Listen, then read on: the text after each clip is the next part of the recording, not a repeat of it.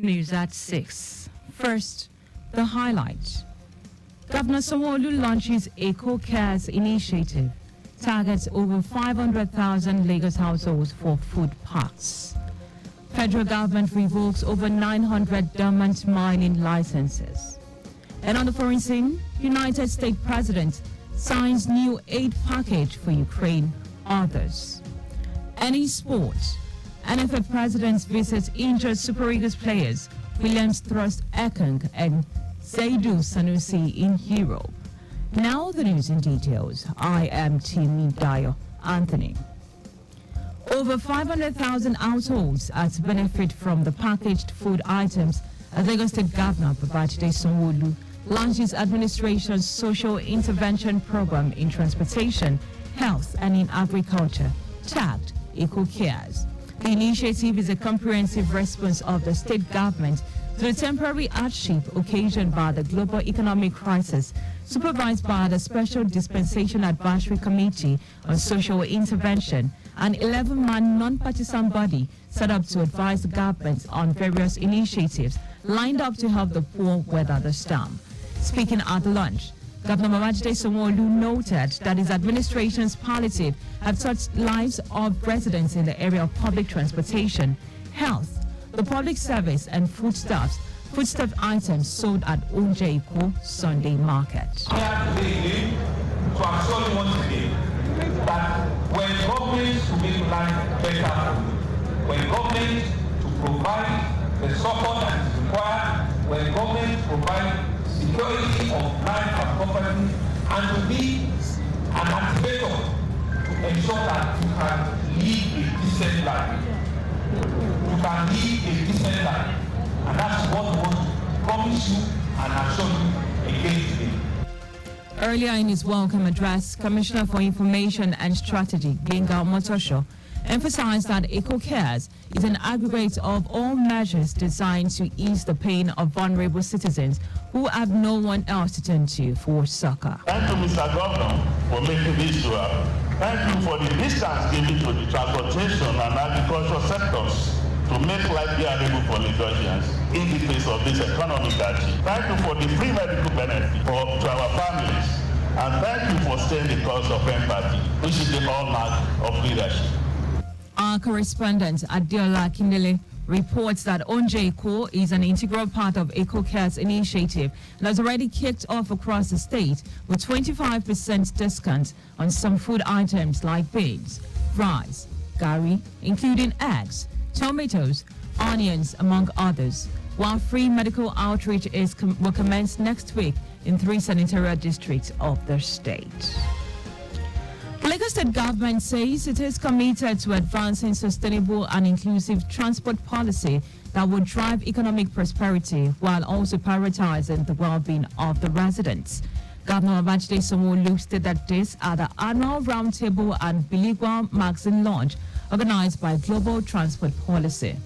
Governor Sanwo-Olu, who was represented by the Commissioner for Transportation, Oluwaseun Wasiemi, said the state government has embarked on a transformative journey to revitalize its infrastructure, enhance mobility, and optimize the transport policy to meet the evolving need of a dynamic society. The governor noted that a workable transport policy was developed to seamlessly implement the Transportation Master Plan in line with his administration's Themes Plus agenda, stating that the document will be fully operational after the launch next month. We are steadfast in our resolve to build a future where transportation serves as a catalyst for progress and economic development. The influx of people into an already congested Lagos metropolitan area is unprecedented in the last 20 years. The pressure on land and infrastructure is alarming. All these are weighing down on the limited resources of the state to replace or repair the overstressed infrastructure. To address these growing issues, the Lagos State government has embarked on a number of projects, programs, and have also come up with a policy document that will be a template for the development and operation of the transportation sector. Also speaking, the Minister of Aviation and Aerospace Management, Festus Keyamo, lauded GTP for helping local and international governments shape workable policies and perspectives. Keyamo, who was represented by the Director of Special Duties, Federal Airport Authority of Nigeria, FAN, pledged commitments to ensuring that the sector is modern, efficient and environmentally sustainable and inclusive.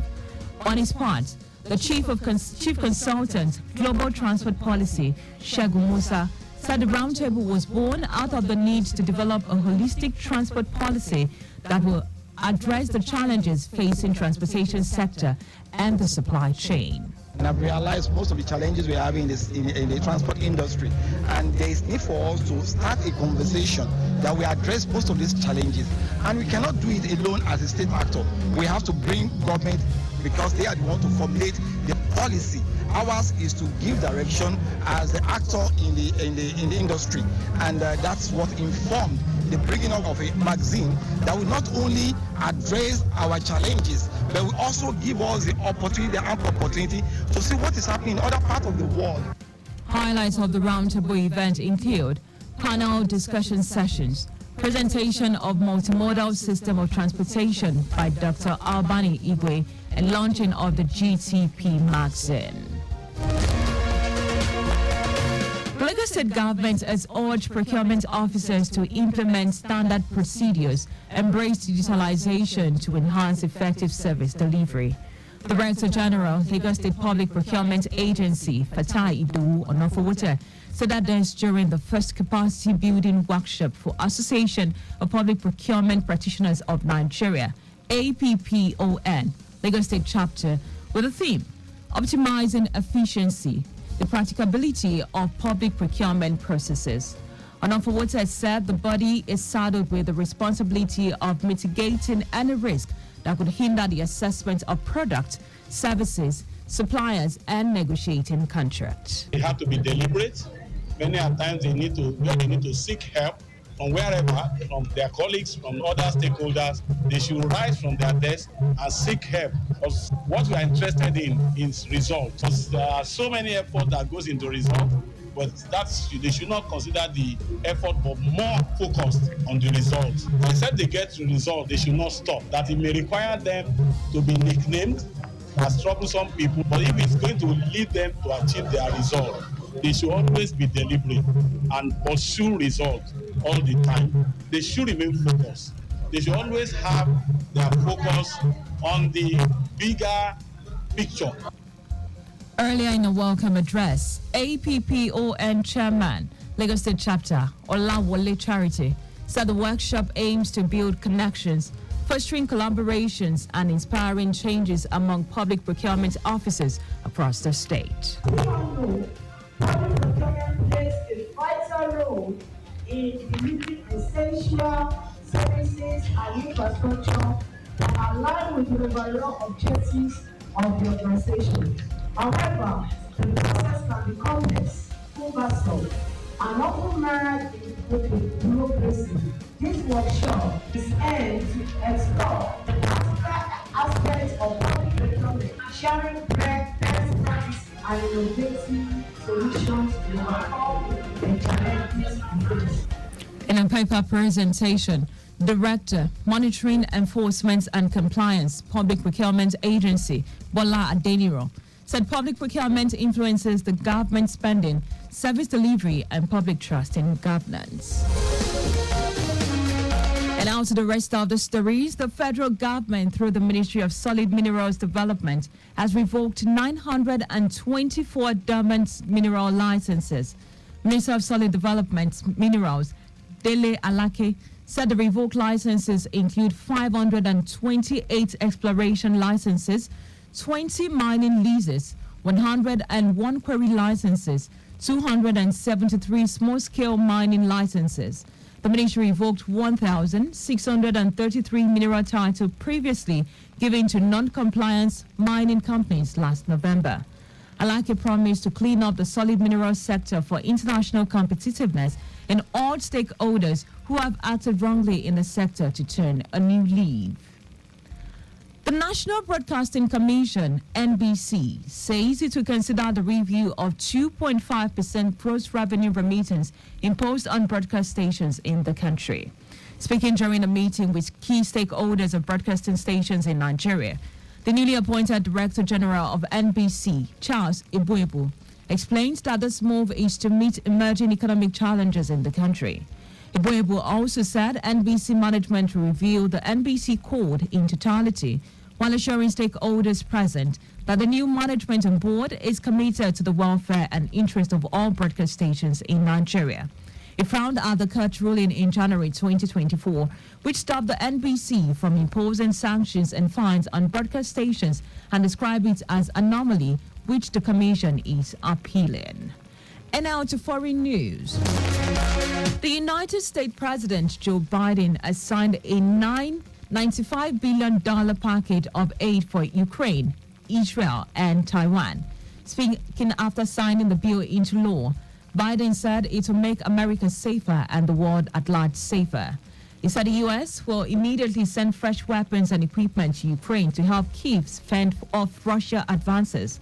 This comes a day after the U.S. Senate approved the aid package following months of congressional gridlock. Ukraine has recently stepped up its call for Western assistance as Russia makes steady gains in its invasion.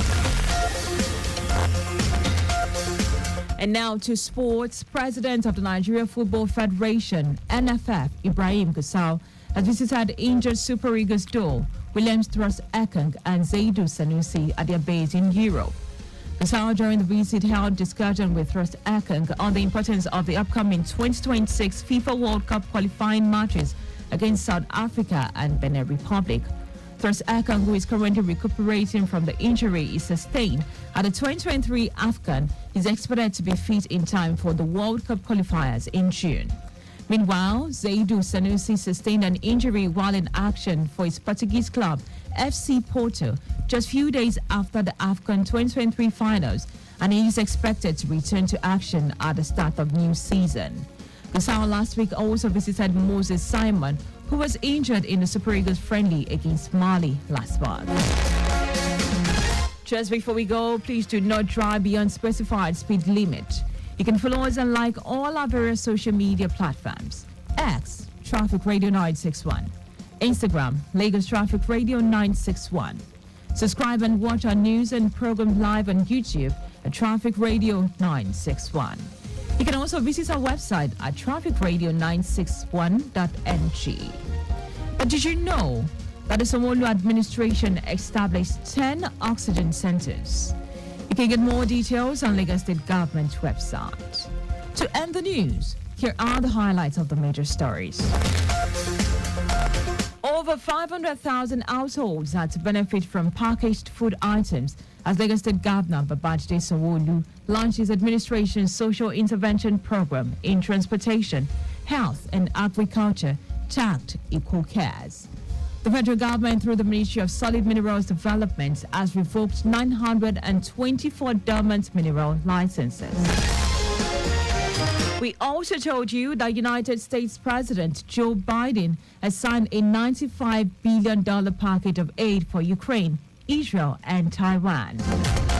And in sports, President of Nigeria Football Federation, NFF, Ibrahim Gusau, has visited injured Super Eagles duo Williams Thrust Ekong and Zaidu Sanusi at their base in Europe. For contact with the newsroom, please send a message to info@trafficradio961.ng. The NC News broadcast compiled by Aderayo Iduwolaya. I am Dayo Anthony. Many thanks for listening.